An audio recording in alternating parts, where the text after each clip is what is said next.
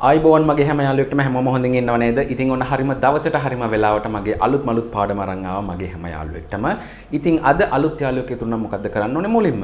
මේ පාඩම් මාලාවේ මුල්ම පාඩමට යන්න. එතන ඉඳන් බලන් එන්න. ඉතින් ඒ වගේම තමන්ගේ පුංචි දුවට පුතාට තමන්ටම ගෙදර ඉඳන් ඉංග්‍රීසි කතනය උගන්වන්න පුළුවන්. මගේ නම් ඉරුවෙනි සචිත්‍ර කරන Real Start Kids YouTube channel එකට ගියොත් යන්නේ channel එකට තමන්ගේ පුංචි දුවට පුතාට තමන්ටම ගෙදර ඉඳන් ඉංග්‍රීසි කතනය උගන්වන්න පුළුවන්. එහෙනම් දැන් අපිට පුළුවන් අද අපිට ඉගෙන ගන්න තියෙන අලුත්ම අලුත් වාක්‍ය තුන බලන්න. බලමු එහෙනම් මුල්ම වාක්‍ය මොකක්ද කියලා. මුල්ම වාක්‍ය විදිහට තියෙන්නේ විශේෂ උත්සව නැවත දැනුම් දෙනතුරු කල්තබන ලෙසට රටේ සියලුම හෝටල් වලට උපදෙස් දී තියෙනවා. ඉතින් මේ දවස්වල වෙන දේවල් මේ කියන්නේ. ඉතින් බලමු මේකේ කොහොමද කියන්නේ. මේ වගේ වාක්‍ය කොහොමද කියන්නේ. මේකේ අමාරු වචන මොනවද? මීට කලින් මේ වගේ දේවල් මම කියලා දීලා තියෙනවා. ඒකින්ද මම කෙලින්ම ඉංග්‍රීසි වාක්‍ය කියලා දෙන්න. බලන්න all hotels in the country රටේ තියෙන සියලුම හෝටල් කියන අදහස. All hotels in the country. All hotels in the country have been advised. Advise කරනවා කියන උපදෙස් දෙනවා කියන එක. Have been advised. උපදෙස් දීලා තියෙනවලු. මොනවලටද? All hotels in the country. රටේ තියෙන සියලුම හෝටල් වලට have been advised. Advice කරලා තියෙනවලු. To postpone.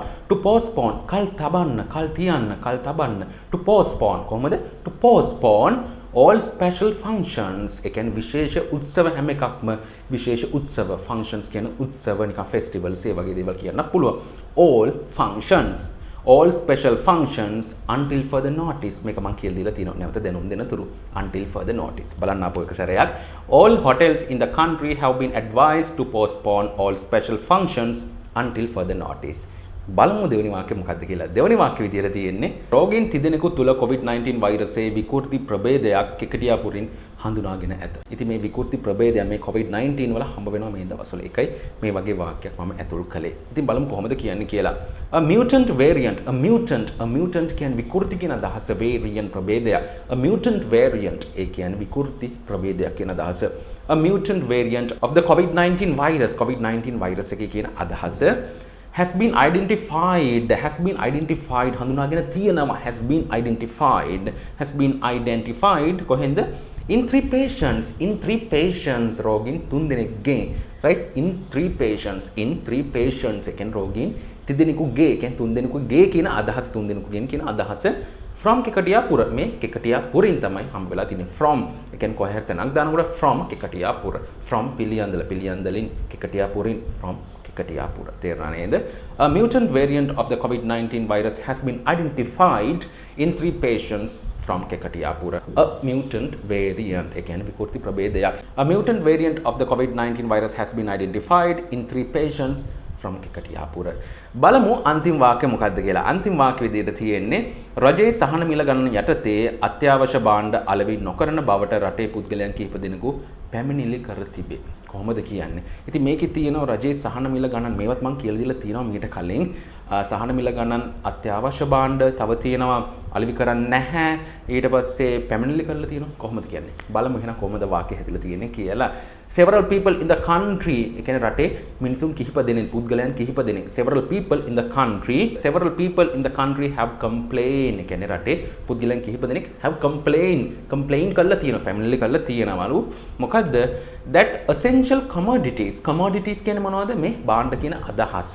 essential කියන්නේ අත්‍යවශ්‍ය. essential commodities ඒ කියන්නේ අත්‍යවශ්‍ය භාණ්ඩ කියන අදහස are not being sold විකුණන්නේ නැහැලු. are not being sold. essential commodities are not being sold. essential commodities are not being sold විකුණන්නේ නැහැලු. අත්‍යවශ්‍ය භාණ්ඩ විකුණන්නේ නැහැලු.